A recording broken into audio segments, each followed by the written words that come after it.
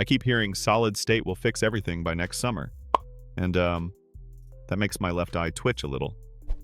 You and I both want the truth, not a sales slide. So here is the quick hit from my bench to your kitchen table.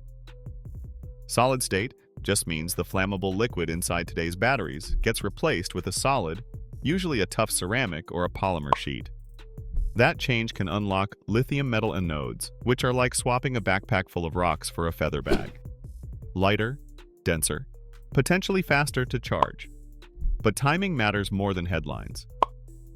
Toyota says the first real commercial use is targeted around 2027 to 2028.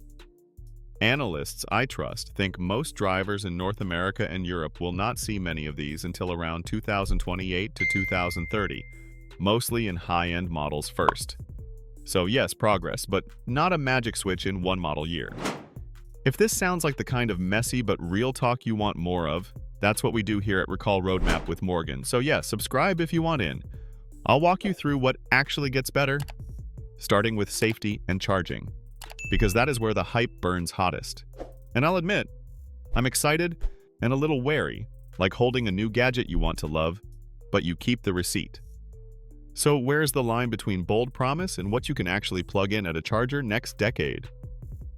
Stick with me, because the next part cracks open safety first and then speed. Let's start with the thing that keeps people up at night.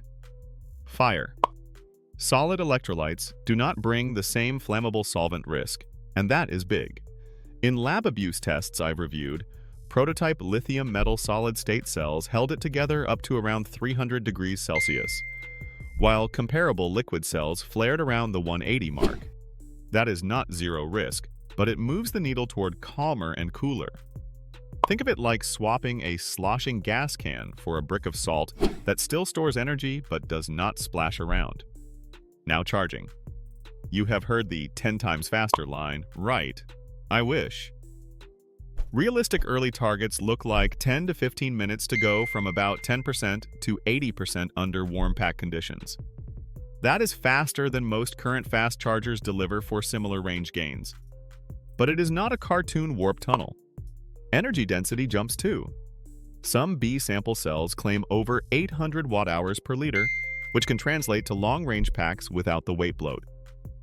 Here is my conflict. I want to believe the 10-minute charge in winter, but cold packs are stubborn and lab heat plates do not follow you to a highway rest stop. So we call it faster, safer, and lighter, yes, and still keep a hand on the brake. If safer and faster are real, what happens to how long the pack lasts and what car makers will warranty on paper? Because that is where the money part begins. Cycle life looks promising, but let's clear the fog. Some solid-state prototypes have run past 1,000 full cycles while keeping around 95% of their output, which would be roughly 300,000 miles for a 300-mile pack if everything scales. And I know that is a lot of ifs. A true million-mile pack would want 3,000 cycles or more, and we are not there yet. Durability is the catch.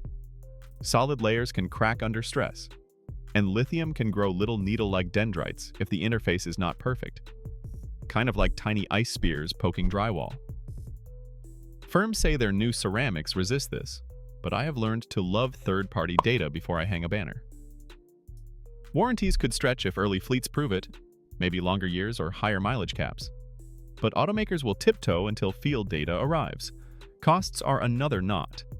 Government roadmaps dream of pack costs under $60 per kilowatt hour by about 2030 with very high specific energy, and a few startups forecast pack savings of roughly 15 to 35% versus today.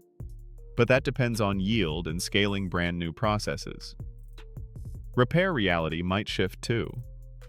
Denser packs can be less modular at first, which could push whole pack swaps, though better safety might lower catastrophic failures.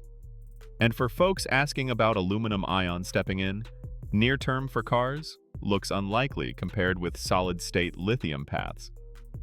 So, are you ready to pay a bit more upfront for a pack that charges faster and maybe lasts longer?